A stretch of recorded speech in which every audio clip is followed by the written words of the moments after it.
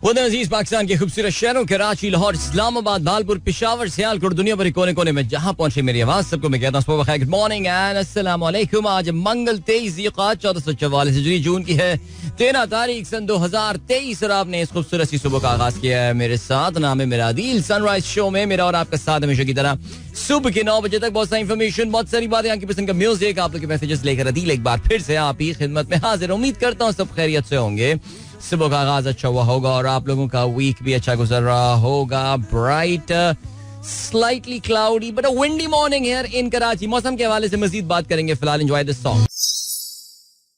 Welcome back guys, एक बार फिर से आपको खुशामदीद कहते हैं। This is sunrise show with me Adil. Good morning. इन दोस्तों ने प्रोग्राम अभी ट्यून इन किया है और मैंने कहा था कि जी मौसम की हम जरा बात बाद में करते हैं, बिकॉज जाहिर है इस वक्त आपको पता है कि कराची और पाकिस्तान के जुनूब के मौसम के ऊपर इस वक्त पूरे पाकिस्तान की नजर है। बल्कि मैं तो कल बड़ा हैरान हो रहा था, हमारे एक दोस्त कल किसी शहर के व्हाट्सएप ग्रुप में ये कह रहे थे कि आप जाके देखिए क्या आपको साइक्लोन के बादल नजर आ रहे हैं या नहीं। उस वक्त कराची से साइक्लोन तकरीबन कोई 400-500 किलोमीटर दूर था। अल्लाह ताला मुझे उतनी औकाबी निगाहें दे कि मैं भी 400 किलोमीटर दूर का जो साइक्लोन है उसके बादल देख सकूं।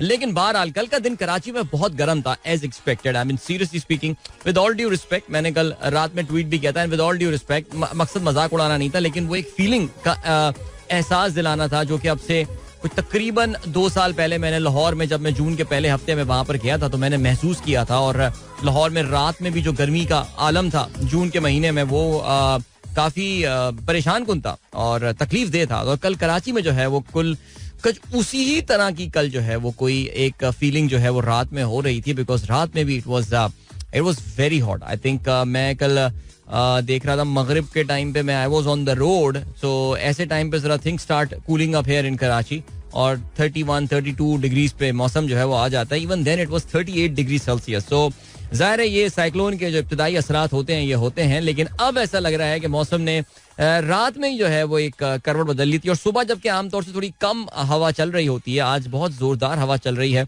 हवा भी गर्म नहीं है, मुतदिल हवा है और मौसम में तब्दीली आ रही है। और उम्मीद है कि आज से अगले कोई 2 दिन तक कराची में कुछ बारिशों का सिलसिला जो है वो हो सकता है। कितनी बारिशें होंगी, क्या होंगी, ऑनेस्टली इसका कोई हमें अंदाजा नहीं है। आमतौर से ये बारिशें की प्रेडिक्शन कराची में पूरी होती नहीं है, but let's see what happens today. और अल्लाह ताला अपने हिफ्ज़-ओ अमान में रखे सबको। लेकिन काफी तेज हवाओं की जो है वो उम्मीद है अगले 2 दिन, बल्कि फ्राइडे तक जो है। सो महसूस हो सकता है, अभी भी जो है वो महसूस हो सकता है। सो चलें जी, जो होने को है थोड़ा बहुत महसूस हो सकता है, लेकिन अल्लाह का शुक्र है जी मौसम में जो है ना वो तब्दीली हुई है और ठीक है। चलें जी आगे बढ़ते हैं। और क्या सीन है, आप लोग के मैसेजेस #सनराइज विद अदील पे इस वक्त मेरे पास मौजूद हैं, उनको भी हम शामिल करते हैं। आई होप आप लोगों ने जल की आवाज में एक दिन आएगा गाना जो है वो एंजॉय किया होगा। अच्छा, nice motivating song this is. ए दिल तू रोना नहीं, ख्वाब अधूरे सही। Very good. चलें जी, हमारे दोस्त तहसीन अमजद साहब का मैसेज आया है, कहते हैं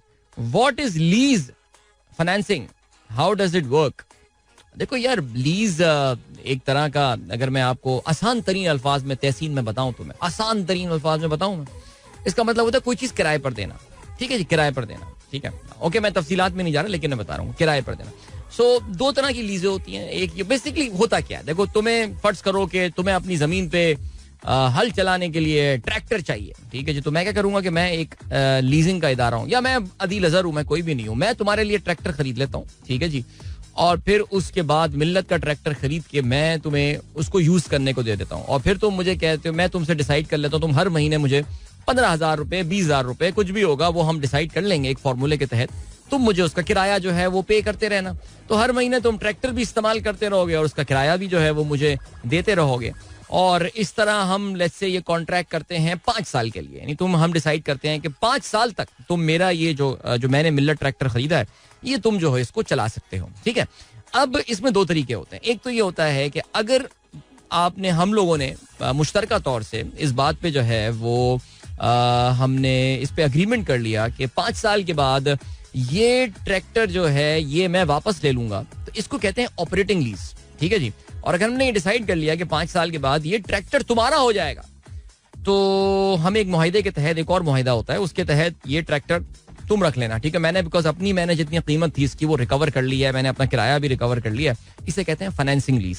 तो अभी हम फाइनेंसिंग और ऑपरेटिंग लीज के डिफरेंसेस में नहीं जाते, लेकिन बहरहाल लीज एक तरह का किराया होता है, simple as that. The important thing is about the ownership. ये बात याद रखना है, जो इंपॉर्टेंट चीज होती है ना वो ओनरशिप होती है, यानी मलकियत जो है वो किसकी होती है. आपको पता है ना जितनी एयरलाइनें जो हैं अपने जहाज उड़ा रही होती हैं, वो एयरलाइनें खुद ओन नहीं करती हैं, बल्कि बहुत बड़ी बड़ी लीज कंपनियां होती हैं जो कि एक्चुअली इन जहाज़ों को ओन कर रही होती हैं और वो एयरलाइनों को यूज़ करने देती हैं. बिकॉज एयरलाइन अगर ये यूज़ करने लगे हैं तो फिर उनका बहुत बड़ा, आपको पता है ना, जहाज 20 करोड़ 30 करोड़ डॉलर, कितने करोड़ डॉलर के जो है वो मिल रहे होते हैं, उससे भी ज़्यादा कीमत के जो है वो होते हैं. सो उनके लिए तो वो एक यकमुश्त इतनी बड़ी अदायगी करना बड़ा मुश्किल हो जाता है. तो वो एक लॉन्ग टर्म लीज पे, एक तवील मुद्दती लीज के ऊपर जो है ये जहाज उनको दिए जाते हैं. समझ रहे हैं आप? ठीक है, समझ गए हो तो मुझे मैसेज करके कंफर्म कर देना, वरना मुझे एक चिश्नगी और एक बेचैनी सी रहेगी. ठीक है. मुनीब मकबूल कहते हैं Raast force routing transaction won't be enough. Piggybacking on banks to enforce Raast payment, does this qualify as collusion? ओहो, आपने एक मेरे साथ आर्टिकल शेयर किया है. अच्छा, वेरी इंटरेस्टिंग आर्टिकल. मैं ये जरूर पढ़ूंगा बिकॉज ये स्टेट बैंक की कुछ पॉडकास्ट वगैरह होस्ट करने के बाद जाहिर है मुझे जरा इन मामलात में दिलचस्पी पैदा हो. ये वैसे भी डिजिटल ट्रांजैक्शन एक बड़ा इंटरेस्टिंग टॉपिक है. और आपने जो एक डेटा मेरे साथ शेयर किया है दैट इज रास्त ओवरव्यू. रास्त ओवरव्यू, आपको पता है रास्त एक स्टेट बैंक ऑफ पाकिस्तान का एक इनिशिएटिव है जिसके मुताबिक इट्स पेमेंट, एक पाइपलाइन है जिसके थ्रू हमारी पेमेंट जो है वो राउट हो रही होती हैं from one party to another and all, जिसके लिए हम अपना मोबाइल फोन नंबर यूज कर रहे होते हैं जिसपे कोई चार्जेस भी नहीं होते. तो रास्त के कुछ नंबर्स आपने शेयर किए हुए हैं. सो बहरहाल 41 मिलियन ट्रांजैक्शंस, 873 बिलियन रुपीस की वैल्यू जो है वो रास्त पे ट्रांसफर हो रही है. मुझे अभी भी जो है ना वो बड़ी कोफ्त होती है जब अक्सर लोग अपना अकाउंट नंबर इतना बड़ा बड़ा तफसीली दे रहे होते हैं और मैं अक्सर लोगों को ये जवाब देता हूँ, यार गेट ऑन रास्त man, come on open your रास्त अकाउंट यार, फ्री ट्रांजैक्शंस करते हैं, आ जाओ, क्या इशू है इसमें. सो बेसिकली मुनीब का ये कहना है, आपने एक आर्टिकल शेयर किया, मुझे नहीं पता Muneeb have you written this article या you have just shared this article. मैं देख लेता हूँ ये जनाब, खोल के इसको मैं देख लेता हूँ. इनसाइट्स datadarbar.io, नहीं, कोई मुताहिर खान साहब हैं जिन्होंने ये आर्टिकल लिखा है. It's an 8 minute read. So जरा मैं चलो चेक करता हूँ इस पे यार और देखते ही हैं. रास्त एक बहुत जबरदस्त इनिशिएटिव है और इसके बहुत ही कमाल किस्म के जो है ना वो यूज केसेस बन सकते हैं और मुझे ऐसा लगता है दैट गोइंग फॉरवर्ड इंशाल्लाह ये एक बैकबोन बन सकती है पाकिस्तान में बहुत बड़े बड़े इनिशिएटिव्स के हवाले से. The infrastructure is there now, the systems are in place and stuff. अब आगे चल के जो है ना वो हमें ये देखना है कि हम इसको कितना बेहतर तरीके से इस्तेमाल कर सकते हैं. लेकिन इस आर्टिकल को पढ़ के मुझे अंदाजा ये हो रहा है कि गालिबन जो मौसूफ जिन्होंने ये आर्टिकल लिखा है उनको लग ये रहा है कि इनको फोर्स किया जा रहा है ये चीजें इस्तेमाल करने के लिए, जो कि एक अच्छी बात नहीं है. ओके, चलें जी, मुझे नहीं पता, मुझे तो आज तक वैसे किसी बैंक ने इस हवाले से जो है वो फोर्स नहीं किया है. लेकिन let me just go through this article and then I will share कि आखिर मौसूफ कहना क्या चाहते हो भाई, हम भी सुनते हैं. ठीक है, व्हाट एल्स इज नेक्स्ट. एक सेकेंड भैया, 7:27 हो चुके हैं, अभी ब्रेक की जाने पे बढ़ना है, कोई 2 मिनट का ब्रेक है. हाँ जी चलें. Where we were yes okay. Mister AAK कहते हैं मुल्क को इस वक्त माली मुश्किलात का सामना है. अच्छा, चीफ जस्टिस उमर अता बंदियाल, अच्छा उनके आपने अक़वाल ज़रनीन शेयर किए हैं. वैसे बंदियाल साहब जब चले जाएंगे तो फिर हम उनको यही, आपको पता है कि उनके भी जाने में अब जिस तरह हुकूमत के जाने में 67 दिन अब रह चुके हैं, तो बंदियाल साहब के जाने में कोई शायद 97-95 दिन रह गए, ऐसे ही रह गए. मैं एग्जैक्टली डेट चेक कर लूंगा. उनकी भी आपको पता है कि रवानगी अब बस होने को ही है. उनको हम याद रखेंगे कि भाई इन्होंने बड़े अक़वाल ज़रनीन के, इनकी एक कंपाइलेशन आएगी बहुत जबरदस्त. मुझे ऐसा लगता है जिस कुर्सी होती है ना चीफ जस्टिस की, इस पे बैठते कुछ ऐसा ही होता है. आपकी फिर क्या क्या ख्यालात और क्या क्या बातें और मुल्क की ऑब्वियस मसाइल के ऊपर आपकी जो है विशेष टिप्पणी जो है वो आनी शुरू हो जाती है. बट बहरहाल क्या कहते हैं जी चीफ साहब, मुल्क को इस वक्त माली मुश्किलात का सामना है. वाह, ज़र मुबादला को बेहतर बनाने के लिए जो पैसे बैरून मुल्क पड़े हैं वो मुल्क में रखें. मुल्क की मजबूरियों को हम समझ सकते हैं, हुकूमत की मजबूरियों को हम समझ सकते हैं, सबकी जिम्मेदारी है ताउन करें. वाह यार, ये इस तरह के ट्वीट ना किया करें, मेरा ब्लड प्रेशर बढ़ जाता है. चलें जी आगे बढ़ते हैं. मुल्क का आइन टूट गया, तबाह हो गया, लेकिन बहरहाल चलें जी. Facebook algorithm fuels gender discrimination in job ad targeting, human rights group alleges. CNN का एक आर्टिकल जो है जावेद साहब ने शेयर किया कि फेसबुक का जो एल्गोरिथम है उसमें खवातीन जब जॉब सर्चिंग के लिए यूज कर रहे होते हैं आप फेसबुक को, okay I don't know who use that, लेकिन बहरहाल वो कहते ही हैं कि भाई उसमें जो है वो खवातीन को जो है वो डिस्क्रिमिनेट किया जाता है. ऑलराइट, आगे बढ़ते हैं. ताहिर अख्तर खान साहब कहते हैं आपने कुछ वर्ड्स ऑफ विजडम शेयर किए हैं. 8 truths about life. Dwayne Johnson क्या कहता है? अब सर आप ये देखें ना, रहने दें. जिस तरह के अल्फाज ड्वेन जॉनसन ने इस्तेमाल किया मैं तो ये तो गैर पार्लिमानी अल्फाज हैं सर. एफ के न्याजी साहब कहते हैं भाई पाकिस्तान कभी ऑस्ट्रेलिया से ऑस्ट्रेलिया में टेस्ट सीरीज जीत सकता है क्या? बाबर कर लेगा? नहीं, मुझे तो ऐसा नहीं लग रहा फिलहाल. कम से कम ये टीम तो जीतती हुई मुझे नजर नहीं आ रही है. ऑस्ट्रेलिया से ऑस्ट्रेलिया में जो टीम मरी हुई विकेटों के ऊपर अपने होम ग्राउंड में सीरीजें नहीं जीत सकती, वो बाकी जगहों पे जाके सीरीजें कैसे जीतेगी मुझे नहीं पता. और वो भी आप ऑस्ट्रेलिया की बात कर रहे हैं जो कि is the final frontier for Pakistan cricket team. बहरहाल जी, बिलाल अहमद फराज साहब के शेयर कर रहे हैं. कहते हैं तेरी कुर्बत के लम्हों फूलों जैसे, मगर फूलों की उम्रें मुख्तसर हैं. वाह क्या बात है, आसान तरीन बात लिख दी वैसे फराज साहब ने. फैसल मुकीद कहते हैं United takeover by Qataris is almost done. Now good luck competing in the league where 3 teams are literally owned by the state and a club name Chelsea. Wow यार, सीरियसली आई मीन अजीब situation होने वाली है. This just too much. This I mean like देखें, already आपको पता है कि मैनचेस्टर सिटी का जो राइज है, देखो इसमें कोई शक तो नहीं है ना. हमेशा Manchester City's rise will be taken with a pinch of salt, with the sort of deep pockets that they have and the sort of money that has been put in. वो कोई एक आम क्लब तो नहीं कर सकता.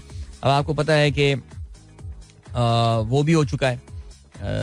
New castle is owned by Saudi, जो इनकी इन्वेस्टमेंट आम है.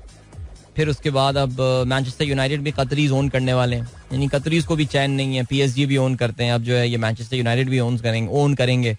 तो बाकी क्लब कहाँ जाएं यार, सीरियसली ये बहुत अनइवन किस्म की. और वही जो आपको पता है कि फेयर प्ले रूल्स बनाए गए थे एक जमाने में, उनकी इंप्लीमेंटेशन और ज्यादा इंपॉर्टेंट हो जाती है. अल्लाह मालिक है, देखते हैं जी क्या हुआ है.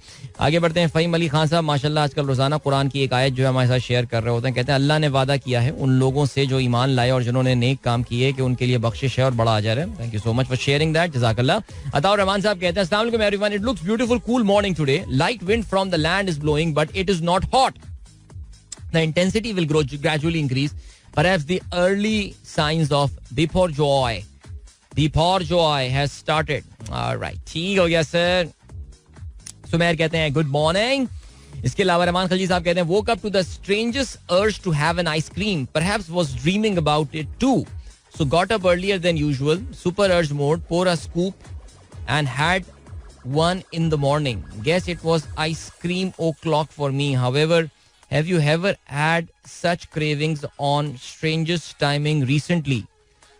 Not recently actually. मेरा आइसक्रीम खाने का दिल भी चाह रहा हूँ. तो हमारे फ्रीजर में इस तरह आइसक्रीम होती नहीं है वैसे, लेकिन आई एक्चुअली रिकॉल हैविंग कोई स्ट्रेंज किस्म की कोई cravings. No actually no, I don't recall वैसे. खलजी साहब चलें जी, काफी देर हो गई, ब्रेक पे नहीं गए.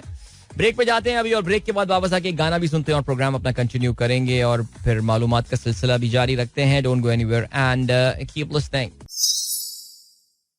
Alright, that was Fakhir with क्यों मेरा दिल हारा. भाई वैसे फाखिर की आई थिंक बहुत कमाल ये सोलो एल्बम आई थी और उस एल्बम के खूबसूरत तरीन गानों में से जो है वो एक थे. Unfortunately, Fakhir hasn't been contributing much to the music right now. I know he's active slightly in the concert scene and all, कुछ private programs and all, लेकिन कोई officially इनकी तरफ से गाने नहीं आ रहे हैं, which is a sad thing honestly. But बहरहाल बहुत कमाल एल्बम थी ये. I think one of the classics of Pakistani pop music industry. early 2000 में बहुत जबरदस्त काम हुआ पाकिस्तान में यार. जो 90s में एक सफर शुरू हुआ था, मेरा ये ख्याल है कि अर्ली 2000s मिड 2000 तक चीज जाते जाते काफी मैच्योर हो चुकी थी. And then we know after 2007-8 there was a downfall. लेकिन बहरहाल चलें जी, I mean we have got only Coke Studio to show after that. लेकिन फिर भी एक अच्छे दिनों की खूबसूरत यादें ये एल्बम फाखिर की. आगे बढ़ते हैं जी. एंड कौन है जी जनाब. 13 June is the international Albinism Awareness Day. The day was set aside by the United Nations to celebrate persons with albinism globally. Albinism is a rare and non-contagious absence of pigment melanin on the skin, hair and eye. All right, very interesting. Okay, I did not know कि albinism के हवाले से, जिसे हम उर्दू में सूरजमुखी कहते हैं. बाज लोग होते हैं कि जिनकी स्किन का कलर जो है वो बहुत सफ़ेद हो जाता है, और इसमें there is an element of inheritance in that if I am not mistaken. लेकिन बहरहाल 13 जून को जो है वो एल्बिनोस के हवाले से ये दिन मनाया जाता है. Person with albinism are people with normal intelligence. Don't discriminate against them because the white skin color isn't an infection.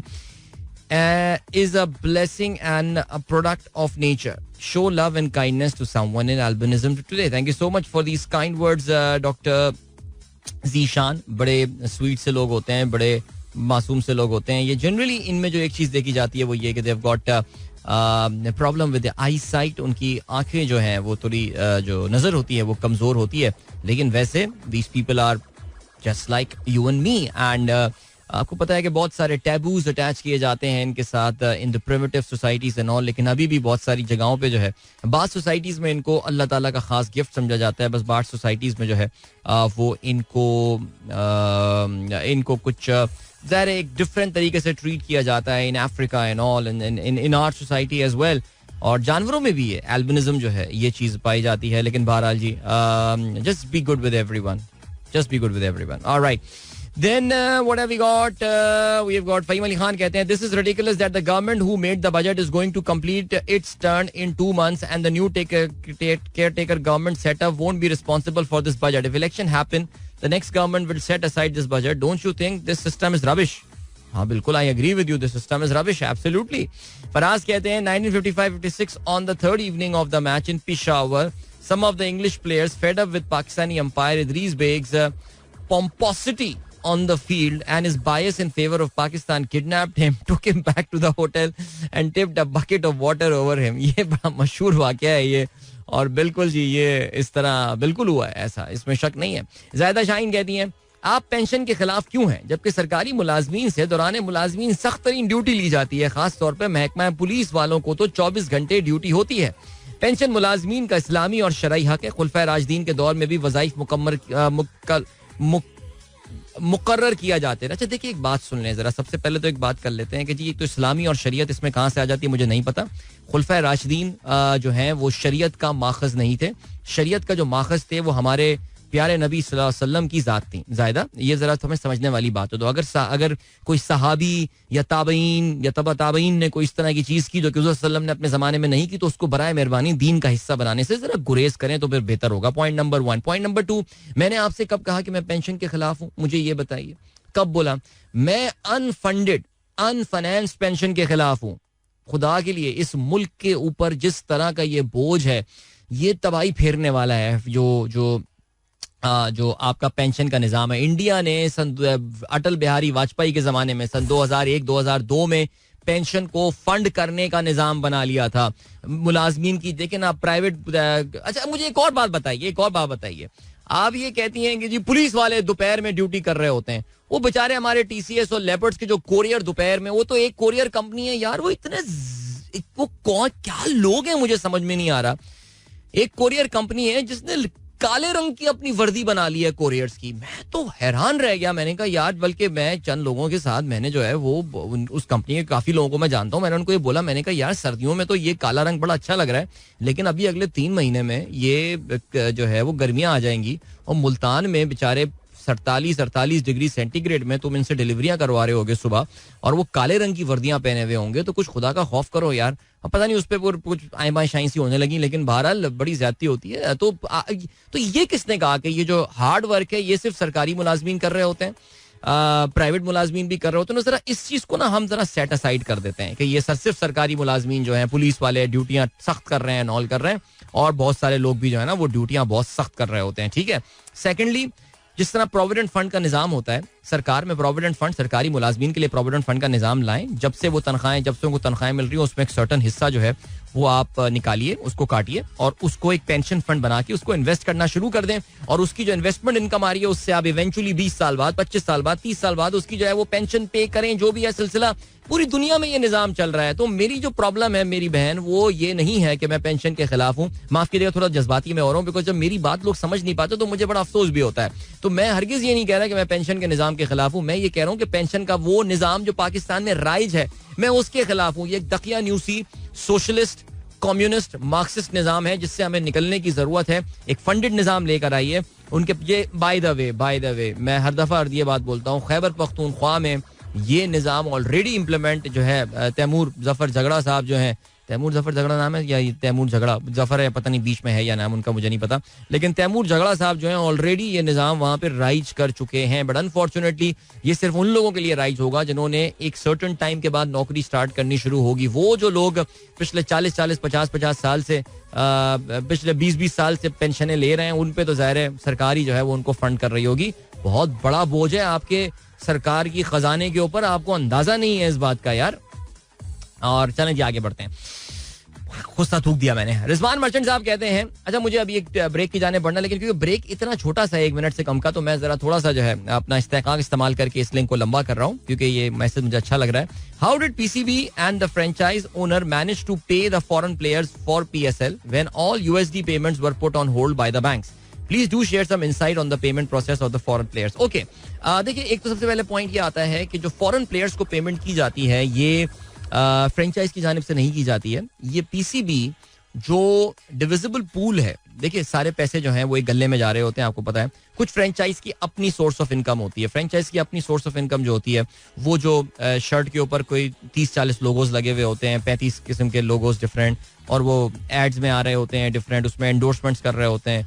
अगर आपको याद हो वो चौको जो एड आया करता था अजीब सा, हमारे सैफी भाई डांस कर रहे होते थे उसमें. आई डोंट नो वो ऐसा ऐड क्यों बनाते हैं, लेकिन खैर एनीवे, कहने का मतलब ये है कि सिर्फ वो उनकी अपनी सोर्स ऑफ इनकम होती है, लेकिन उसके अलावा जो उनकी मेजर सोर्स ऑफ इनकम होती है it's through the television rights, it's through the get money, it is through the television rights से मुराद मेरी मीडिया राइट्स है, बिकॉज अब तो डिजिटल राइट्स जो हैं वो भी डिस्ट्रीब्यूट किए जाते हैं, रेडियो राइट्स भी होते हैं. और इसके अलावा जो टूर्नामेंट की ओवरऑल स्पॉन्सरशिप होती है ना एचपीएल की तरफ से, जुबली इंश्योरेंस और ये कंपनियां जो काफी ज्यादा, ब्राइटो पेंट्स बहुत एक्टिव हैं. ये जो सट्टेबाजी की वेबसाइट भी आ गई हैं अब जो किए जा रही हैं खबरों की वेबसाइट के नाम पे. सो ये क्या करते हैं, ये सारे के सारे पैसे, Rizwan you know that well, it all goes into one kitty.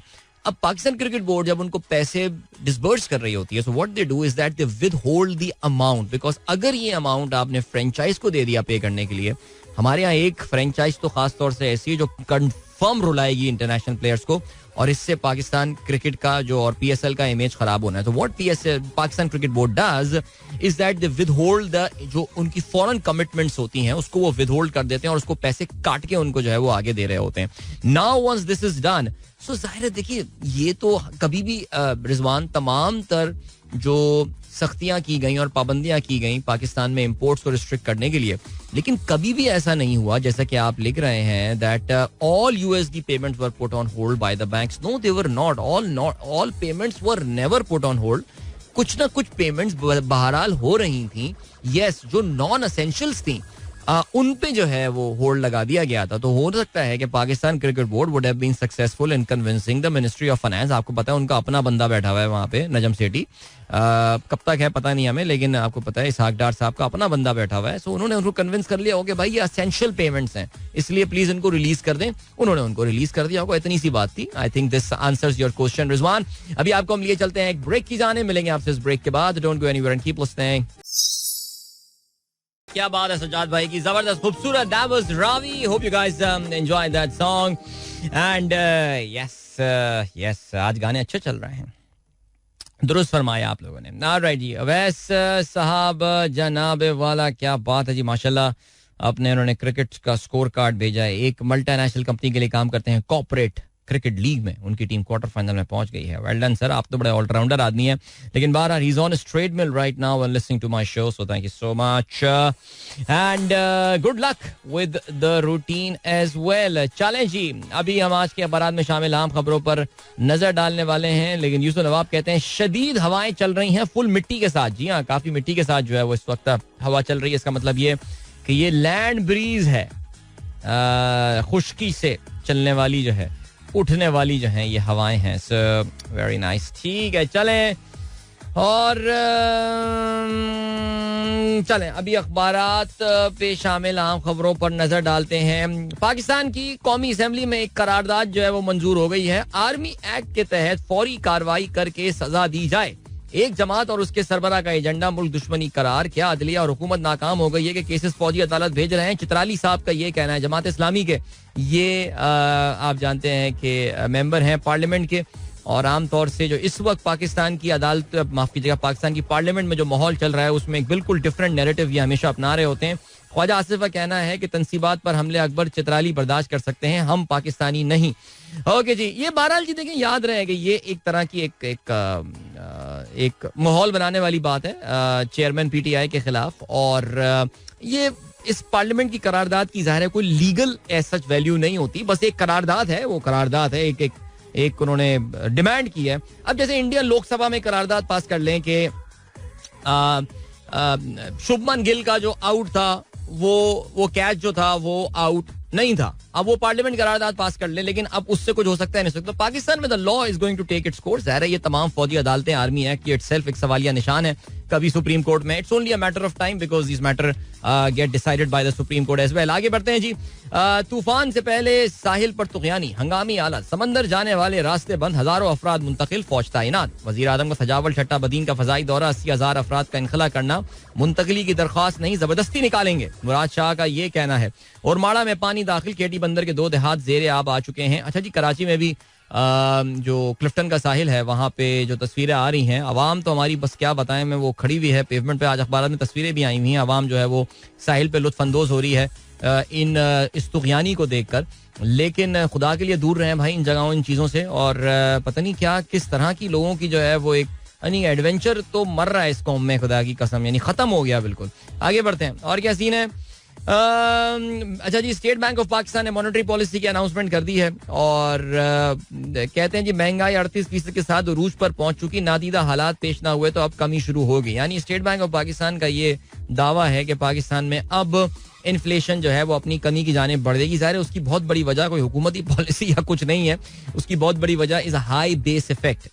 जो आप एक हाई इन्फ्लेशन के दौर में, ज़ाहिर आपको पता है इन्फ्लेशन हमेशा, अगर हम कहते हैं कि 38% इजाफा हुआ है तो पिछले साल की कीमतों के मुकाबले में सेम पीरियड लास्ट ईयर 38% इजाफा होगा. इस पर आगे चल के हम जरा बात करेंगे, अभी टाइम वक्त जरा कम है. सुप्रीम कोर्ट ने जो है वो एक तफसीली फैसला अपना जारी कर दिया है. ये पंजाब और खैबर पख्तूनख्वा में अस खुद नोटिस जो लिया था, जाहिर है जिससे बड़ी उम्मीद जागी थी कि पाकिस्तान में शायद आइन की और कानून की बालादस्ती होगी.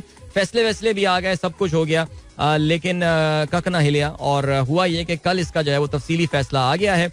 अच्छा जी, उसमें सुप्रीम कोर्ट ने एक मेजॉरिटी जजमेंट के तहत ये कहा है कि खैबर पख्तूनख्वा पंजाब के इलेक्शन फैसले को 4-3 समझना गलत फहमी है. 7 रुकनी बेंच बना ही नहीं. 1 मार्च के फैसले पर 5 जजों के दस्तखत हैं. अदालत उज़्मा का ये कहना है. इलेक्शन कमीशन की इस्तदा मुस्तरद. अदालत उज़्मा का 43 सफ़ात पर मुश्तमिल तफसीली फैसला जारी कर दिया गया है. वज़ीर आज़म से आर्मी चीफ की मुलाकात, अमन अमान की सूरत हाल पर गुफ्तगू, 9 मई वाक़यात पर तबादला ख्याल, मुल्की सलामती कमेटी के फैसलों पर अमल दरामद का जायजा लिया गया. आलमी मंडी में तेल की कीमतों में जो है वो कमी हुई है. शाहिद खान अब्बासी कहते हैं हमारे सामने मुल्क लूटा जा रहा है लेकिन हम कुछ नहीं बोलेंगे. चलो जी, ओके. वजीर मुमलिकत खजाना का ये कहना है IMF प्रोग्राम के बाद तकलीफ दे फैसले करने होंगे, बिजली और गैस की कीमतें बढ़ेंगी. और इसके अलावा इसहाक डार कहते हैं पाकिस्तान दोबारा टेक ऑफ करेगा, आपको घबराने की जरूरत नहीं है. इन्होंने एक्चुअली ये बात बोला है. चलें जी, और क्या सीन है. इलेक्शन में ताखीर हुई तो फैसला पार्लियामेंट करेगी, फजलुर रहमान का ये कहना है. परवेज इलाही को जुडिशल रिमांड पर भेजने का फैसला कलअदम. भर्तियों के केस में आज दोबारा जिस्मानी रिमांड के लिए पेश करने का हुक्म.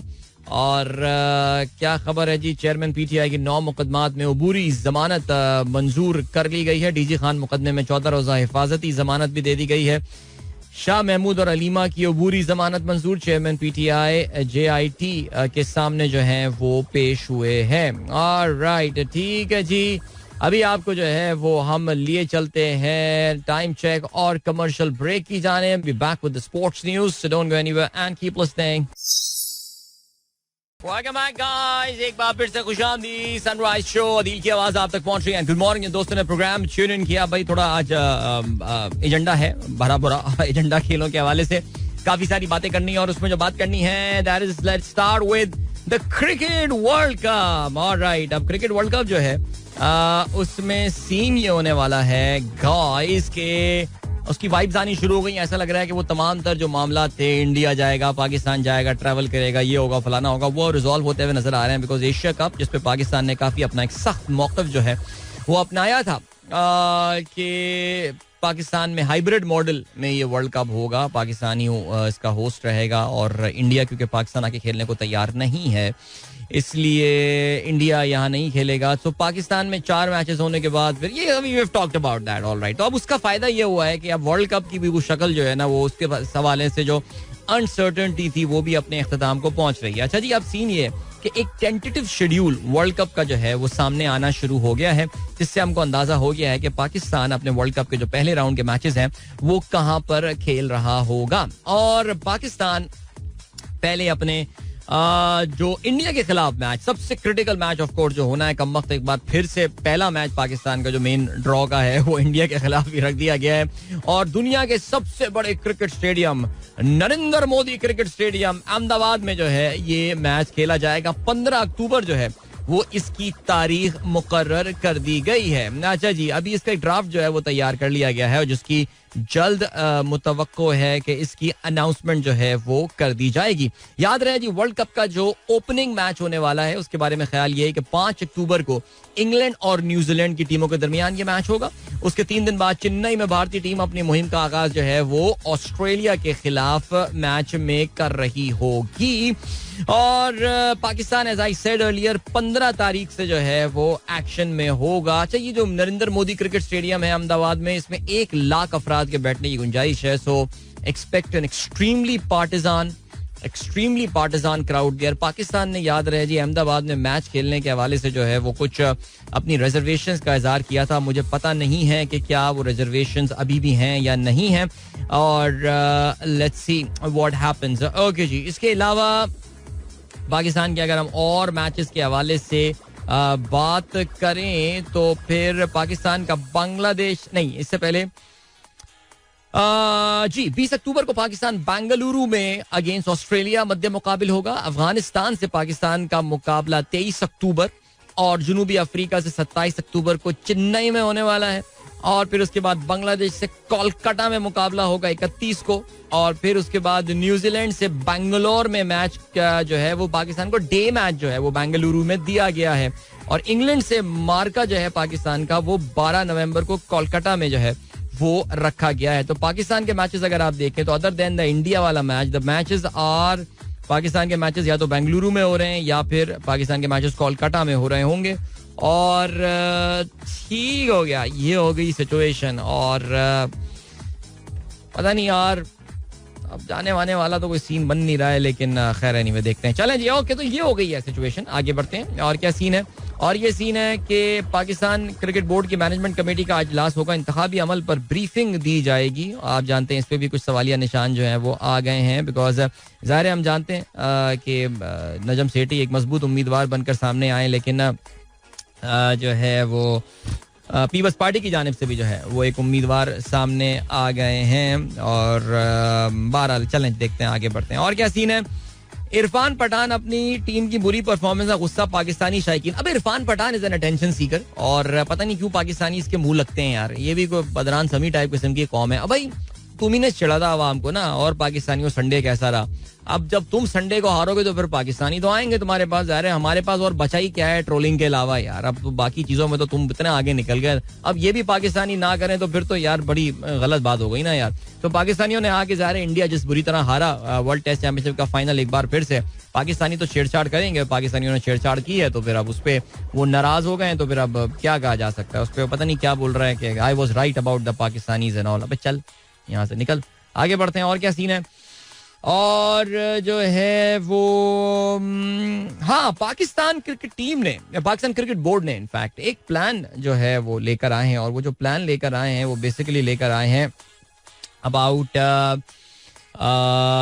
Tournament before the world cup. Pakistan एक 4 मुल्की टूर्नामेंट जो है वो पाकिस्तान में कराने का इरादा रखता है right before the world cup, mega event की तैयारी के लिए. अब उसमें टीमें ख्वाहिशात जो हमारी हैं वो है ऑस्ट्रेलिया, न्यूजीलैंड, जनूबी अफ्रीका और बांग्लादेश को पाकिस्तान आने की जो है वो दावत दी गई है. अच्छा, आमतौर से क्रिकेट बोर्ड जो होते हैं वो किसी बड़े टूर्नामेंट से पहले इस तरह के टूर्नामेंट्स खेलना पसंद करते हैं because they get into the groove. अगर आपको याद हो तो ऑस्ट्रेलिया T20 वर्ल्ड कप से पहले पाकिस्तान जो है वो न्यूजीलैंड में एक टूर्नामेंट बल्कि जीत कर आ गए थे हम तो यार. सोचें आप, कमाल कर दिया न्यूजीलैंड को हरा कर उनके होम ग्राउंड पे यार. वो ट्रायंगुलर सीरीज हम जीत कर आ गए थे यार. तो पाकिस्तान ने भी अब इसी तरह की कुछ ख्यालात का जो है वो इजहार किया. इन चारों बोर्ड से पाकिस्तान ने जो है वो राब्ता कर लिया है बजरिया ईमेल. और अब देखते ही हैं कि इनमें कौन कौन से जो ममालिक हैं वो हामी भरते हैं बिकॉज ज़ाहिर है ये विंडोज तमाम तर इनके पास जो है बोर्ड्स के पास इस वक्त अवेलेबल होगी, तभी ज़ाहिर है इनको ये इनवाइट भेजा गया है. But let's see what happens. Do the boards actually come back and respond? That would be very nice if that happens because ये टीमें भी प्रेफर करेंगी कि इंडिया से मिलती जुलती कंडीशंस जो पाकिस्तान में होती हैं वहां पे उनको भी ट्रेनिंग करने का जो है वो मौका मिल जाए. Okay, anything else? World test championship में फाइनल में हारने के बाद रोहित शर्मा बहाने तराशने लगे. रोहित शर्मा ने तो हद कर दिया यार कसम से. इतने बहाने इसकी जानिब से, ये हो गया तो वो हो गया तो फलाना हो गया. नहीं, वो इंडियंस भी कुछ समझदार इंडियंस जो है ना वो भी कह रहे हैं कि यार अब बस कर दे यार, हार गए, लेट्स जस्ट मूव ऑन. आपने देखा कि शुभमन गिल साहब ने भी जो ट्वीट किया था अपने कैच के हवाले से, उस पर उनका मैच फी का एक जुर्माना जो है एक सर्टन जुर्माना, मैच फीस का एक सर्टन हिस्सा जो है वो जुर्माने के तौर से उन्होंने उन पे पेनल्टी जो है वो लगा दी गई है. एशियन एथलेटिक्स चैंपियनशिप 5 रुकनी टीम में अरशद नदीम को भी शामिल कर दिया गया है. 12 से 16 जुलाई तक ये एशियन एथलेटिक्स चैंपियनशिप जो है ये होने वाली है और इसमें पाकिस्तान के 4 मर्द और एक खातून एथलीट पर मुश्तमिल हैं. अरशद नदीम फिर यासिर सुल्तान जो हैं ये दोनों खेलेंगे जावलिन में. इसके अलावा शजर अब्बास जो है, दैट्स वेरी नाइस. इसके अलावा 200 मीटर स्प्रिंट में अब्दुल मुईद बलोच जो हैं वो 200 metre sprint, okay, 400 metre races दोनों में हिस्सा लेंगे. और ईशा इमरान जो है वो भी ट्रैक इवेंट्स में हिस्सा ले रही होंगी. Good luck to them. Arshad Nadeem was in action in the national games as well हमारे यहाँ, लेकिन कोई बहुत ही जबरदस्त सा नेजा उन्होंने फेंका नहीं बिकॉज नंबर 1 कोई मुकाबला नहीं था. Did not really put in a lot of effort there. और ऐसा लग रहा है कि अपने रिहैबिलिटेशन वगैरह मुकम्मल करके, मैं जिस वक्त ज़ाहिर समर टीवी पे स्पोर्ट्स शो कर रहा था तो we were very much updated on the situation and condition of Arshad Nadeem. Not now, right now, but I hope that he has gone through the rehabilitation का फेज और उससे जो है वो निकलकर अब आ गया है. चलें जी, अभी हम बढ़े ब्रेक की जाने. ब्रेक के बाद एक गाना भी सुनेंगे. वापस आके आप लोग के मैसेजेस जो हैं उनको भी कैच अप करेंगे हम और मिलते हैं इसके बाद. Don't go anywhere and keep listening. यार ये दिस वाज अदनान समी Khan by the way, in case you were wondering कि ये मैंने गाना किस, मैंने गाना मुझे कोई और चलाना था, ये इत्तेफाक से ये वाला गाना चल गया बिकॉज ये गाना मैंने पहले भी सुना है बट इतना कोई मुझे जाके कहते हैं ना कि अपने एक तो अब्बूस आवाज की बहुत मिल रही है. इसका स्टाइल भी गाने का जो है ना वो काफी मिल रहा है. लेकिन खैर चलें जी. ओके, पहले मैं आप लोग जल्दी मैसेजेस पे आप लोगों के मैं अब एक बार फिर से नजर डालता हूँ. जल्दी मैं पढ़ता हूँ ताकि आप लोग फिर नाराज ना हो मैसेज ना पढ़ने के ऊपर. शहजाद नियाज साहब अस्सलाम वालेकुम सर. मुनव्वर अली साहब कहते हैं अस्सलाम वालेकुम अदील भाई, सब लोग अल्लाह तूफान से महफूज रखे, आमीन सुम्मा आमीन. इसके अलावा मुनव्वर अली साहब का मैसेज पढ़ लिया. मुबीन साहब कहते हैं अदील भाई listening to you on my way to the office. मेरे एक दोस्त हैं अब्दुल रहमान साहब, उनको मैं बड़ी मुश्किल से रास पर लाया हूँ, वरना वो भी हर दफा 16 डिजिट का अकाउंट नंबर बताते थे. वेरी गुड रास, हाँ बड़ी आसानी है उसमें. हसान शेख कहते हैं 85% of the people have experienced that dream so real that they were not sure if it happened in real life और नॉट. हम अक्सर अपनी जिंदगी में ऐसा होता है, हम कोई चीज देख रहे होते हैं and then we get this deja vu feeling and this deja vu feeling is actually from a dream that you actually remember to some extent. अच्छा जी, पीर ज़हीर साहब सलाम कहते हैं बिजनेस को, कहते हैं आज साइलेंट लिसनर्स की तरह सुन रहा था. गुल मुस्तफ़ा आसिफ साहब प्रोजेक्ट डिपार्टमेंट, सलाम टू अताउर रहमान साहब, काशान विद दहानी. वाह यार जबरदस्त, ये तस्वीर मुझे लग रहा है पीर साहब ने लिया यार. Very good sir, very good. Mian Jameel Ahmed साहब कहते हैं good morning everyone. Good morning. Blue tickles कहते हैं मैं तुम और कप चाय. फिर गौर से सुना पता चला मैं तुम और एक कप चाय. यार मैं उस दिन भी बता रहा था ये जिंगल पता नहीं क्यों मेरे इस वक्त 2 चीजें मेरे दिमाग में जो है ना वो पेवस हुई हुई है. आई रियली डोंट नो क्या मैं किस तरह करूं. एक तो वीकेंड तो पूरा तुम मैं और एक कप चाय, ये तो ये चला जा रहा था. और दूसरा गरीबू गाड़ी ले आऊं, पल्ला मछली खिलाऊं सिंधु नदी के किनारे, हम सिंध में रहने वाले मेहमान नवाज हैं सारे. यार मैं क्या करूं. हमारे एक दोस्त हैं डॉक्टर जीशान साहब, वो पता नहीं उनको लग रहा है वो गाना बड़ा पसंद आ गया, तो उन्होंने उससे बड़े क्लिप शेयर किए. फिर मेरा कजन अभी जो है वो होकर आया है अंदरून सिंध से, वो भी उन्होंने अंदरूने सिंध का अपना जो कोलाज बनाया है, वीडियो बनाई है, उसमें भी यही वाला गाना चल रहा है. ये गाना भाई बस दिमाग में चले जा रहा है, अभी क्या करूं मैं इसका. एनीवे, मेनाज क्या हाल है? खैरियत. डॉक्टर शैला अस्सलाम वालेकुम. लीज, अच्छा नहीं, आप लीज की क्या बात कर रही हैं? लीज हमें भी बड़ा अच्छा समझ में आ गया. हाँ जी, सुबह जरा मैं बता रहा था व्हाट इज लीजिंग, हमसे सवाल पूछा गया था, तो मैंने ऑपरेटिंग और फाइनेंसिंग लीज के मैं डिफरेंस के जो है उस पे मैं रोशनी डाल रहा था. अच्छा जी, अनीक अहमद साहब कहते हैं Amazon says it is using the latest in artificial intelligence to crack down on fake reviews and identify comments that aren't genuine. Amazon has been grappling with fake reviews brokers which are problems for its shopping site. Absolutely. अक्सर ऐसा होता है कि आप कोई चीज लेने जाते हैं और रिव्यूज देखकर आपका डिसीजन जो है वो बन जाता है, माइंड बन जाता है, हाँ यार ले लेना चाहिए ये. अभी वैसे मैंने जूतों की एक पॉलिश की, मैंने पता नहीं मुझे क्या हुआ यार, मैं इतना इम्पल्सिव बायर हूं नहीं, लेकिन वो जूतों, मेरे भागने वाले जूते बहुत गंदे हो जाते हैं. हमारे जो मैदान है ना, जस्ट पार्क में मैं जाता हूँ, वहाँ पे सुर्ख रंग की मिट्टी है. पता नहीं किसने आइडिया दिया था सुर्ख रंग की मिट्टी करने का, और मेरे जूते गलती से इस बार आ गए सफेद. ओ यार तबाही फिर गई. तो वो उसमें आया कि एक ये जूतों की पॉलिश है, ये आप लेंगे, इससे फुड़ुक करके साफ बिल्कुल. और मैंने ऑर्डर भी कर दिया यार, कमेंट्स पढ़े, एक्सेलेंट प्रोडक्ट, वाह, as appeared on the ad. अरे यार ऑर्डर कर दिया मैंने, पैसे जाया, बकवास, कुछ नहीं हुआ उससे यार, पैसे फिक गए मेरे, अल्लाह पूछेगा. Bro it is, Fareem Ali Khan कहते हैं, bro it's news that Ishaq Dar has used all the RDA account money I that is $6.1 billion illegally. नहीं, how can he use that? ये कहाँ से खबरें आई हैं फ़हीम? किधर से पड़ी है खबर? पहले तो मुझे इसका सोर्स बताएंगे. ये खबर कोई कैसे छाप सकता है? ऐसा कुछ नहीं हुआ है यार. चिल. शैला कहती है retired arm officers can be hired, arm forces officer can be hired in Islamabad police. Very good. ठीक है भाई, ठीक है, क्या हो गया सर, आप तो माइंड कर गए.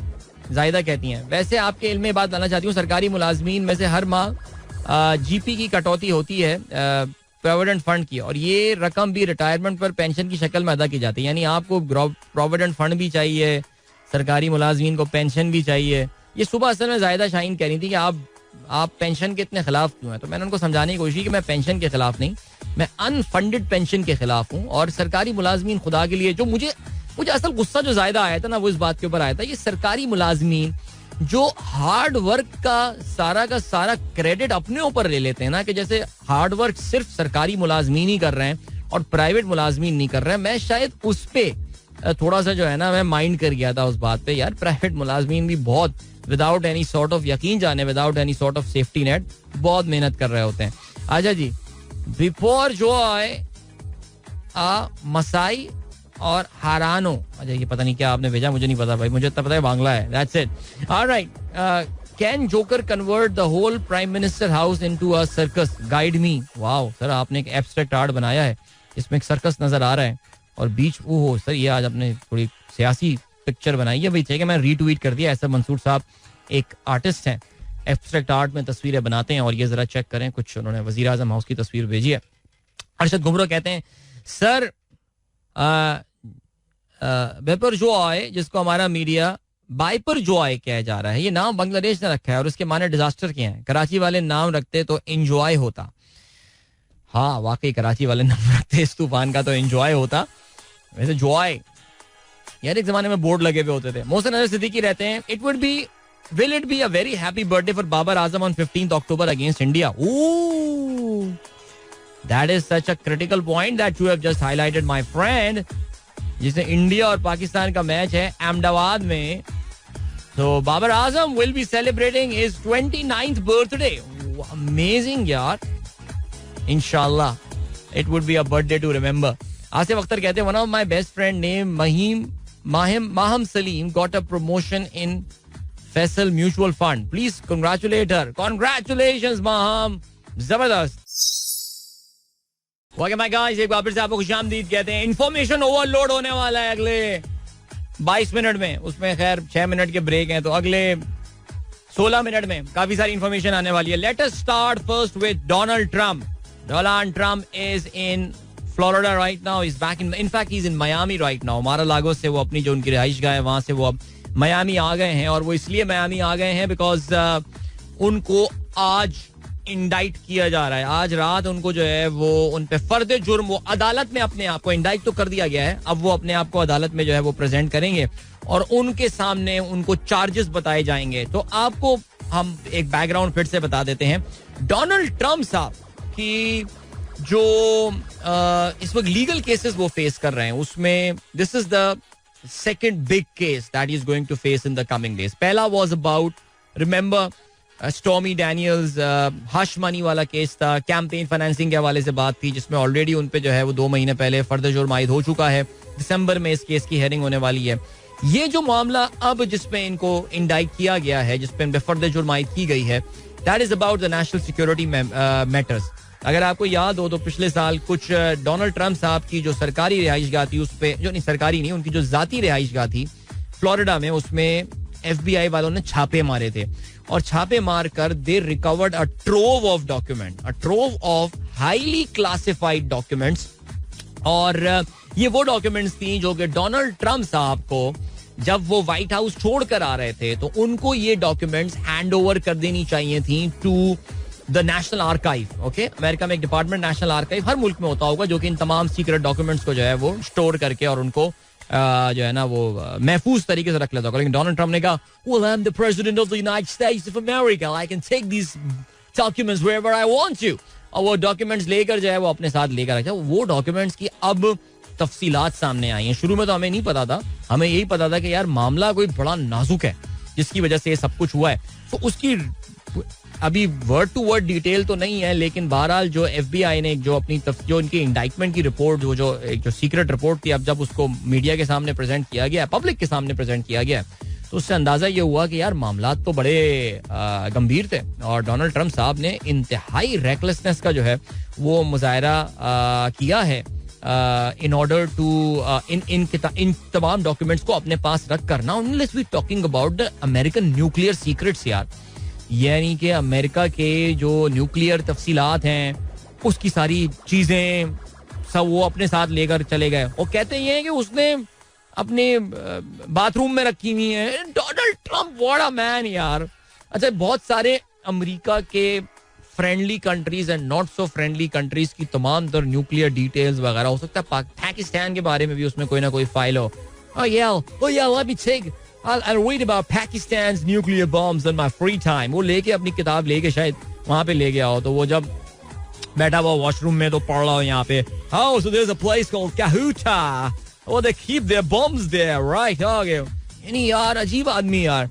37 चार्जेस हैं, 37 काउंट्स हैं of unauthorized possession of classified material. अच्छा, फिर क्या हुआ? क्लासिफाइड मटेरियल तो था ही था.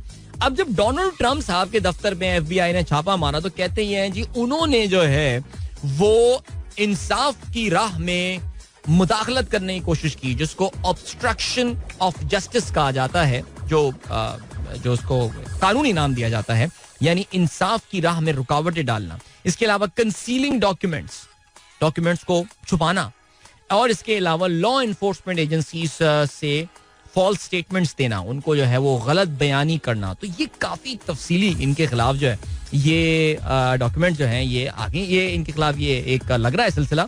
और लग ये रहा है कि कहते ही कि डोनाल्ड ट्रम्प के घर जो मेहमान आया करते थे, वो उनको भी ये डॉक्यूमेंट दिखाता था. Yo, come on man, come on, let me show you some very big secrets of America, like what the American army is planning to do right now. तो क्या आदमी है यार. अच्छा जी, कहते हैं according to the indictment, I like this particular line, तो आप पढ़ेंगे जो इंडाइटमेंट, जो डॉक्यूमेंट आया है, जो विफाक की सरकार की जानिब से इशू किया गया है.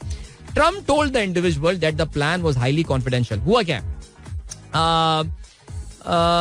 And the secret Trump also said, as president I could have declassified it, now I can't, you know, but this is still a secret. यानी वो लोगों को बता भी रहे हैं और कह रहे हैं कि यार देख, किसी को बताना नहीं है, सीक्रेट है. जिस तरह खवातीन आपस में बातें कर रही होती है ना, तुम्हें एक बात बताऊं मैं, किसी को बताना नहीं, उसका मतलब ये है कि बात फैल गई, वो खत्म, खलास, गेम ओवर. तो यही वाला सिलसिला हुआ है. He told them about a secret US plan to attack a country that is not named but believed to be Iran. Iran पे हमला करने के प्लान जो है वो भी डोनाल्ड ट्रम्प मैन. अब चले बहरहाल जी, अब ये आ गए हैं, कोर्ट में आएंगे जी, कोर्ट में पेश होंगे, अपने आप को कानून के हवाले करेंगे, और फिर उसके बाद इनको जो है वो फिर बताया जाएगा कि भाई तुम्हारी तब होगी कार्रवाई फलाना दिन, और ये जो है ना वो कार्रवाई होगी. सो अब देखते हैं कि क्या रहता है सिलसिला. और डोनाल्ड ट्रम्प साहब की आसान. अब सवाल यही पैदा होता है, जाहिर है कि क्या डोनाल्ड ट्रंप साहब की जो पॉलिटिकल सपोर्ट है वो इससे मुतासिर होगी? That remains to be seen. Now that is a big question mark, because Donald Trump साहब की जो सपोर्ट बेस है उनकी और उनके बहुत सारे सियासी लीडरान भी बाय द वे जो है, जैसे मैं अभी पढ़ा था जिम जॉर्डन साहब को, ही सेड, जो कि हाउस जुडिशरी चेयर हैं. नाउ ये एक पोजीशन होगी, ठीक है, ये अमेरिकन कांग्रेस में रिपब्लिकन पार्टी है, डोनाल्ड ट्रंप के करीबी माने जाते हैं. कहते हैं if he wants to store material in box in a bathroom he can do that. Alright, ठीक है. जिनके अगर हम बाकी रिपब्लिकन सियासतदानों के हवाले से बात करें, रॉन डी सैंटिस जो कि इनके अहम तरीन कंपेटिटर हैं अमेरिकन रिपब्लिकन पार्टी की प्राइमरी में, वो कहते हैं the weaponization of federal law enforcement represents a moral threat to a free society. यानी डोनाल्ड ट्रंप के उन्होंने जो है वो थोड़ी बहुत डोनाल्ड ट्रंप का उन्होंने दिफा किया है इन तमाम मामलों के हवाले से. Mike Pence, farmer vice president, जो कि अब डोनाल्ड ट्रंप के खिलाफ जो है वो रिपब्लिकन प्राइमरीज में हिस्सा ले रहे होंगे, वो कहते ये हैं कि no one was above the law. Then he talked about years of alleged politicization of the Department of Justice and the failure to prosecute Hillary Clinton. अगर आपको याद हो, हिलरी क्लिंटन का एक ईमेल्स का स्कैंडल जो है वो भी सामने आया था. वो ये कहते हैं कि यार उसमें तो इन्होंने कुछ भी नहीं किया. डिपार्टमेंट ऑफ जस्टिस में इतनी फुर्तियां जो है आप दिखा रहे हैं डोनाल्ड ट्रंप के लिए, उस वक्त ये फुर्तियां क्यों नहीं दिखा रहे थे? तो बहरहाल दिस इज द थिंग. अभी आपको हम लिए चलते हैं ब्रेक की जानिब. वापस आके हम जरा, मुझे अब टाइम पता नहीं मिले या नहीं मिले ज्यादा, लेकिन मैं जरा बात करना चाहता हूँ मेटा के हवाले से. मेटा के कुछ प्लान सामने आए और I want to talk about Silvio Berlusconi, या इटालियन फॉर्मर प्राइम मिनिस्टर, जिनका कल जो है वो इंतकाल हो गया. सो थोड़ा सा बात करते हैं दोनों टॉपिक्स पे, ठीक है जी. Don't go anywhere and keep listening. Okay my guys, एक बार फिर से आपको खुशामदीद कहते हैं. This is the sunrise show with me Adeel and good morning. जिन दोस्तों ने प्रोग्राम अभी ट्यून इन किया है, मऊज अंसारी साहब कहते हैं कल मैसेज में आपका मिस कर गया था. कहते हैं अस्सलाम वालेकुम, आपका प्रोग्राम मैं और मेरी फैमिली बहुत दिन बाद एक साथ सुन रहे हैं, बिकॉज हम लोगों के स्कूल, यूनिवर्सिटी और ऑफिस के टाइमिंग सबके अलग अलग होते थे. आपका प्रोग्राम हमेशा की तरह हम सबको बहुत पसंद है और आपका प्रोग्राम हम सब कई ईयर्स से सुन रहे हैं. मऊज सायरा माहम इनाया, माशाल्लाह जी. I am pretty sure Maham Inaya would have grown big now. और वहां मुझे याद है ये एक बार प्रीफेक्ट के इलेक्शन के लिए खड़ी हुई थी और उसके लिए मैंने कैंपेनिंग की थी, पता है आपको, रेडियो पे. And she won the election as well. Alright, चलो जी बात करते हैं. कल बड़ी खबर आई भाई इटली से, और अगर आप ऑनेस्टली स्पीकिंग, मैं एग्जैजरेट नहीं कर रहा, अगर आप मुझसे पूछें कि यार इटालियन मॉडर्न हिस्ट्री में who do you think would be आपका सबसे कौन सा बंदा है जिसके आपने सबसे ज्यादा फॉलो किया हो, जिसको, तो यकीन जाने, no it wasn't any footballer, it wasn't Roberto Baggio, it wasn't Paolo Maldini और ये जो इटालियन मशहूर लोग गुजरे हैं, और मोनिका बेलुची एंड ऑल, लेकिन इट वाज सिल्वियानो बर्लुस्कोनी. और ये मिड 90s, इनफैक्ट 90s जब से हमारे यहाँ जो है वो डिश एंटीना आया था, उस जमाने से बर्लुस्कोनी को जो है वो ज़ाहिर हम फॉलो कर रहे हैं. और ये अब आप लोग शायद पहली बार इनका हो सकता है नाम सुन रहे हो, लेकिन he is the former prime minister of Italy. और इनसे जो एक और इंटरेस्ट की बात थी वो ये थी कि ही was the owner of the famous Italian एक फुटबॉल क्लब है which is called AC Milan. उसके जो हैं ये ओनर भी हुआ करते थे. तो old guy, I mean he passed away yesterday at the age 83. Milan की ही जो है ये पैदाइश थे, और अब तो इन्होंने बुढ़ापे में आके अपने चेहरे पे इतना बोटॉक्स जो है वो भर लिया था कि वो ज़ाहिर है उनका चेहरा कम, वो एक ऐसा लगता था कि कोई स्टफ सा एक कोई मास्क लगा के वो घूम रहे हैं. लेकिन बहरहाल जी, तो he served as the Italian prime minister for a reasonable time, और काफी ज्यादा, इनफैक्ट मिड 90s में ये जो है वो इटालियन 4 दफा इनफैक्ट ये इटली के प्राइम मिनिस्टर बन चुके हैं. 94, 95, या दैट वाज द टाइम जब डिशेंटीना हमारे लगा था, which is why I know Silvio Berlusconi उस वक्त से जो है वो इनको फॉलो करना जो है वो शुरू किया था. एंड बहुत वेरी रिच गाय, बिलियनियर आदमी, and very interesting story. I think his net worth right now is $7 billion. लेकिन very interesting guy, like being a politician, and बड़ी इंटरेस्टिंग पर्सनैलिटी, राइट विंग सोच रखने वाला आदमी. थोड़ा सा ना ये समझ लें कि थोड़ा सा एक improve form of Donald Trump जो था वो वहाँ का, इटली का ये हुआ करता था. और कहते हैं कि वो जो बड़ा कैजुअल और रिलैक्स इटालियन स्टाइल होता है, आपको पता ना इटालियन जनरली यूरोप में उन लोगों में माने जाते हैं कि जो बड़े चिल किस्म के लोग हैं और करप्शन भी ज्यादा है, करप्ट भी था माशाल्लाह ये आदमी, और जो इटालियंस की जो खुसूसियात होती हैं वो सिल्वियो बर्लुस्कोनी में जो है वो हुआ करती थी. बट ज़ाहिर है, I mean the fact when I got to know that he also owns AC Milan, तो मुझे उसमें वो भी इंटरेस्ट हुआ, बिकॉज उस जमाने में 90s में इटालियन फुटबॉल क्लब्स बड़े तबाही हुआ करते थे यार, और इसमें बड़े ट्रॉफियां भी जो है वो बड़ा अच्छा खेला करते थे, यूरोपियन फुटबॉल एंड ऑल. लेकिन बहरहाल जी इनकी जो है वो इलेक्शन, आई मीन तकरीबन कहते ये हैं कि पिछले 30-40 साल में जिस शख्स ने सबसे ज्यादा इम्पैक्ट किया है इटली को, it was this guy named Berlusconi, and so he resigned 2011. 2013 के जो जनरल इलेक्शंस हुए उसमें इन्होंने अनाउंस किया था कि वो एक बार फिर से जो है वो वहाँ के इलेक्शंस जो है उसमें वो हिस्सा लेंगे, लेकिन जैसे कहते हैं कि वो इलेक्शन तो नहीं जीते थे, लेकिन he was the part of the coalition and all.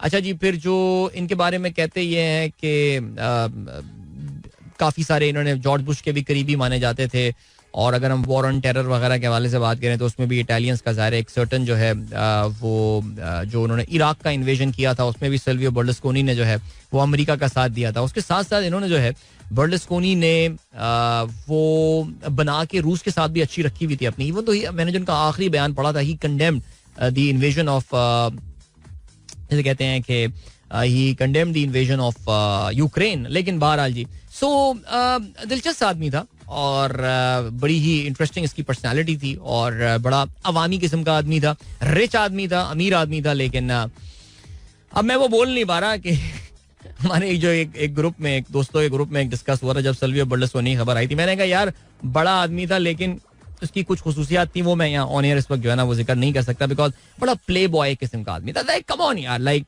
एक right wing politician who is a billionaire, oh, the former prime minister, I mean 4-time prime minister of one of the G7 economies of the world, and Milan से उसका ताल्लुक है, the fashion capital of the world. How would he not be a playboy? Like come on, like would that be possible or not? No. But बहरहाल जी Silvio Berlusconi, big name in European politics, and he passed away yesterday. Or I wish I could talk more about him, लेकिन बहरहाल चले जी.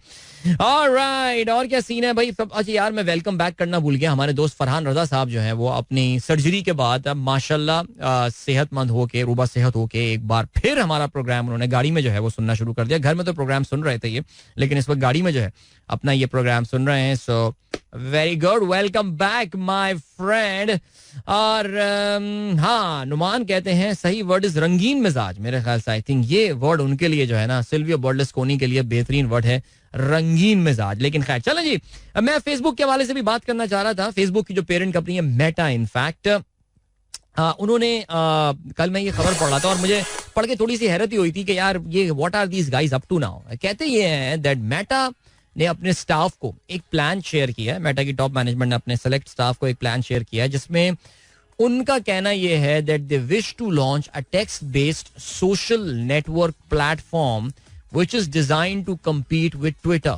Now समझ में नहीं आई ये बात. यानी देखो एक बात तो मानने वाली है कि फेसबुक अब इज नॉट ग्रोइंग, मतलब नंबर ऑफ साइंस अब वो दुनिया में जिसको फेसबुक पे साइन करना था, अब नए बच्चे पैदा हो के होश संभाल के फेसबुक साइन करने आएंगे, लेकिन दूसरी तरफ दुनिया में लोग मर भी रहे हैं तो वो फेसबुक अकाउंट वाले दुनिया से जा भी रहे होंगे, नए लोग भी आ रहे होंगे. तो Facebook is not growing, but now they are planning to target the Twitter वाली कौम. जैसे मुझसे आप बोले, I mean Facebook, I hardly go to Facebook. एक जमाने में तो मैंने कई साल तक कुछ पोस्ट भी नहीं किया था, but now I do post about my my extracurricular act. खैर my extracurricular are my curricular activities now. I do post about them. मैं इंस्टा पे लगाता हूँ, वो डायरेक्टली वहाँ पे पोस्ट कर देता है and all. But I don't specially go to and see my timeline and all. Facebook, no, I don't go there. But Twitter, मैं तो पूरे दिन ट्विटर पे बैठा रहता हूँ. मेरे जैसे लोगों को ना टारगेट करने के लिए, वापस लाने के लिए, they are working on a Twitter like platform. इसकी मैं तफसीलात मजीद ज़ाहिर हम हासिल करेंगे और फिर आपके साथ मैं शेयर करूँगा. अभी वक्त नहीं है. I have to take your leave now. इंशाल्लाह मेरी आप लोगों से मुलाकात अब कल सुबह एक बार फिर होगी. अपना बहुत ख्याल रखिएगा. Karachi, I mean if it rains today, stay safe. मेरी दुआएं आप सबके साथ हैं, and with every Pakistani who could be affected by this cyclone, Biparjoy. इंशाल्लाह कल मिलते हैं. चलते हैं. गुड बाय, गॉड ब्लेस, अल्लाह हाफिज़, एंड पाकिस्तान जिंदाबाद. This is Mira FM 107.5.